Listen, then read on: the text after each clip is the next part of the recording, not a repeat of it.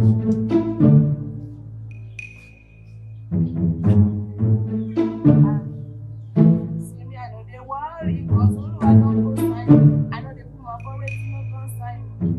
of slow, but almost on time. Say my eyes don't see many things. See me, oh, bad rap for time. If you see the head, see me there. Goodbye, over there, not you. Surprise, surprise. And now, only joke on so the one on the Morocco banter, me on damn láti lọ máa bẹ̀rẹ̀. So I'm very happy. Jesus! Don't worry. Nítorí pé mi ò sọ fún ẹ pé mo ń bọ̀ lẹ́nu. Okay, I'm very sorry. Má bínú ṣe ti gbọ́. Ẹ má bínú, ẹ ká sùn. Ẹ jọ̀ọ́, tá lẹ bẹ̀rẹ̀. As in, inú ọdún láti rí mi. Ikimat, inú ọdún. Ẹ jọ̀ọ́, you see me rí like ṣá ti pàdé rí ni. Ṣé kò yẹ pé address? Ikimat. Okay, Ikimat lọ wà máa. Ẹ nà kí lẹ wá ṣe mí báyìí. Surprise, ọmọ ìrí tẹ́lẹ̀. You see me rí?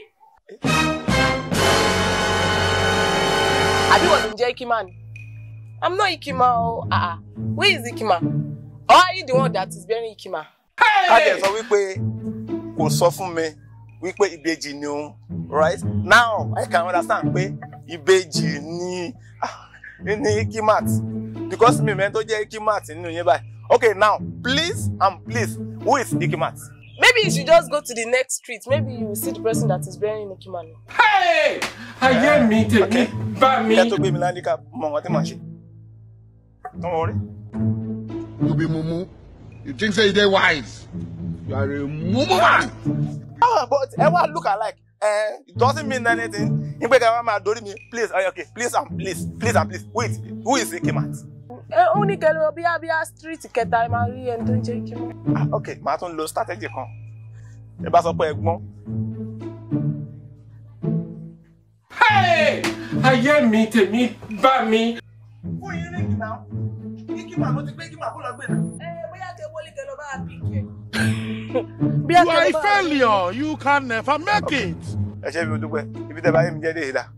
Now, mo mọ̀ wípé tí any one of you tó ń jẹ́ Ikimat tó bá ti wọnú ilé, ó máa mail score mi. And then kó pè mí padà. Tó bá dẹ̀ ti wá pè mí, tó bá yé lọ́dọ̀ mi. Èmi náà ṣe ṣége fún. Mi ní no bet. Màá yẹ kó mọ̀ wípé nǹkan tó ń ṣe ò dáa. That's rubbish. Mo kàn fi lé mi lẹ̀ mú wá sí báyìí. Adé.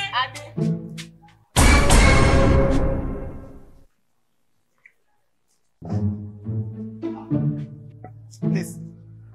Mo gbọ́ Adé. You think say they wise? Mo dẹ̀ mọ̀ wípé ẹni tó mọ̀ mí gangan. You be mumu. Tó mọ̀ mí. Ikimat ló mọ̀ pé mò ń jáde. So mo tó wá dé bí ìsìn, ẹnu wá ṣojú fún. Hey! Ayé mi tèmi bá mi. Adé kọ́. Adé. Orí ọ̀sẹ̀. Adé mi. Mo mọ̀ pé ìwọ ni ẹ̀gbọ́n Adé yẹn wá ìwọ gọgọgọ lọ. Gbé wọn láti ká. You two, you are a bad shy. Ojo, ó já wọn lára jẹ.